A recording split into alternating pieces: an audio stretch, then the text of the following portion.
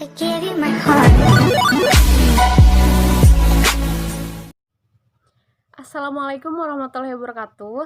Perkenalkan, nama saya Sophie Pariha dari kelas 2C dengan NIM 11920600101 dari Prodi Pendidikan Biologi Fakultas Tarbiyah dan Keguruan UIN Sunan Gunung Jati Bandung. Di sini saya akan sedikit memaparkan tentang analisis dan sintesis jurnal pendidikan pada masa pandemi COVID-19. Dan ini salah satu dari tugas mata kuliah Media dan TIK dengan dosen pengampu yaitu Ibu Sri Maryanti MPD. Di sini saya mengambil dari 3 jurnal. Jurnal yang pertama berjudul COVID-19 Tidak Menjadi Hambatan Pendidikan di Indonesia dengan penulis M. Rizky Nasution dan ditulis pada tahun 2020. Isi jurnal ini yaitu menjelaskan mengenai pada masa COVID-19 pembelajaran dilaksanakan secara online dengan memanfaatkan gadget dan internet untuk mengakses aplikasi yang mendukung pembelajaran. Namun masih banyak guru yang belum paham dalam mengoperasikan serta memanfaatkan gadget menjadi salah satu indikator masalah dalam transfer ilmu via gadget serta penggunaan aplikasi dengan sistem edukasi.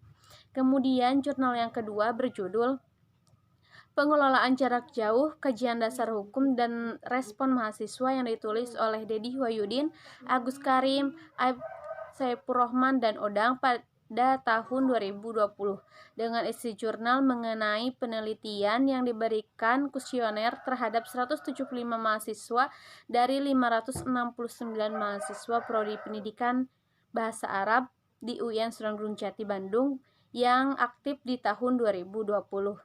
Kemudian, jurnal yang ketiga yaitu dampak psikologis pada mahasiswa terhadap pembelajaran online selama pandemi COVID-19 yang ditulis pada tahun 2020 oleh Andi Wahyu Irawan, Dwi Sona Wardi Lestari. Yang isi jurnal ini berisi mengenai penelitian upaya untuk mengetahui bagaimana pemahaman subjek penelitian tentang pengalaman yang tidak dialami terkait dengan pembelajaran online. Penentuan subjek ini menggunakan teknik pengambilan sampel dengan menentukan indikator subjek penelitian yang diinginkan. Terdiri dari 30 subjek penelitian yaitu masing-masing dari 15 pria dan 15 wanita. Adapun pengelompokan hasil kajian dari 3 jurnal ini yang berhubungan dengan mental pelajar terdapat di jurnal yang kedua dan ketiga. Yang berhubungan dengan mode pembelajaran selama pandemi terdapat di jurnal pertama, kedua, dan ketiga, dan berhubungan dengan ekonomi pelajar terdapat di jurnal yang pertama dan ketiga. Kemudian sintesis jurnal dari ketiga jurnal ini yaitu wabah yang sedang melanda Indonesia saat ini membuat pendidikan maupun ekonomi di Indonesia juga luar negeri sedikit terguncang. Lembaga-lembaga pendidikan kebanyakan tidak pernah menyangka atau memperkirakan kejadian seperti saat ini. Mereka sebelumnya tidak mempersiapkan secara khusus mengelola pendidikan jarak jauh. Namun karena teknologi sudah merambah ke dunia pendidikan, hal ini pun sedikit dapat teratasi. Efektivitas belajar mengajar tetap dilaksanakan dengan adanya bantuan internet dan aplikasi untuk memudahkan berinteraksi dengan baik. Dibutuhkan aplikasi serta gadget untuk berhubungan di internet. Untuk itu, di Indonesia sayangnya tak semua pendidik dan peserta didik dapat menggunakan aplikasi langsung dan berbaur dengan hal gadget. Karena peserta didik belum tentu semuanya mempunyai gadget. Di samping itu, adanya indikasi seperti ketergantungan terhadap aplikasi berdampak pada sisi ekonomi peserta didik yang tidak semuanya mempunyai gadget yang setara untuk mengakses link atau membuka aplikasi tertentu. Juga selain dari ekonomi dan sistem pembelajaran, pelajar dan pengajar, pandemi ini tidak hanya membawa risiko kematian akibat dari infeksi virus, tetapi juga tekanan psikologis bagi orang-orang di seluruh dunia. Beban tugas kuliah online adalah salah satu faktor yang berkontribusi terhadap tingkat stres siswa, yang mengharuskan mereka untuk menggunakan media online yang baru saja mereka pelajari dan harus segera dipahami. Ini diperkuat oleh penelitian yang menemukan bahwa darurat kesehatan masyarakat dapat memiliki banyak efek psikologis pada mahasiswa yang dapat dinyatakan dalam bentuk kecemasan, ketakutan.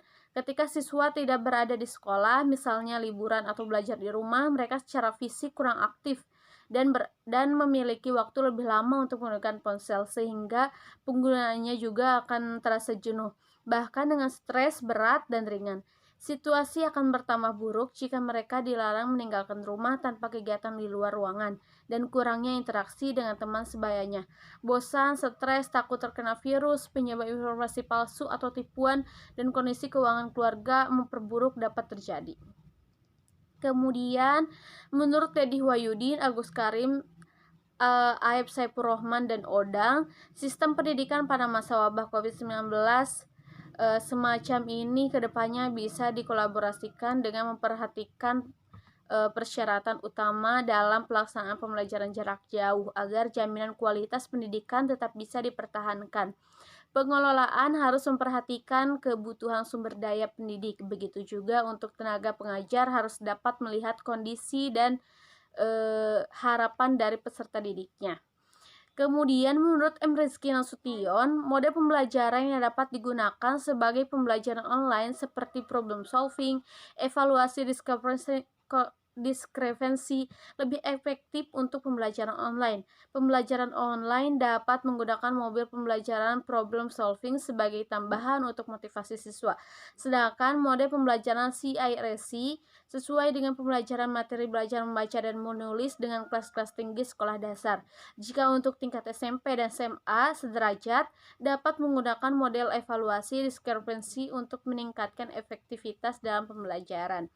Kemudian menurut Andi Wahyu Irawan, Dwi Sona, Mari Lestari, siswa membutuhkan perhatian, bantuan, dan dukungan dari masyarakat, keluarga, dan lembaga pendidikan tinggi. Karena pembelajaran online ini berdampak siswa bosan dengan pembelajaran online setelah 2 minggu pertama belajar dari rumah. Untuk mahasiswa yang orang tuanya berpenghasilan terendah mengalami kecemasan karena mereka harus membeli kuota untuk dapat mengambil bagian dalam pembelajaran online, dan gangguan emosional ditunjukkan oleh perubahan suasana hati atau suasana hati yang disebabkan oleh terlalu banyaknya tugas yang dianggap tidak efektif oleh siswa. Kesehatan mental siswa sangat berpengaruh ketika menghadapi keadaan darurat kesehatan masyarakat. Sekian dari penjelasan saya. Mohon maaf apabila ada salah-salah kata. Wassalamualaikum warahmatullahi wabarakatuh.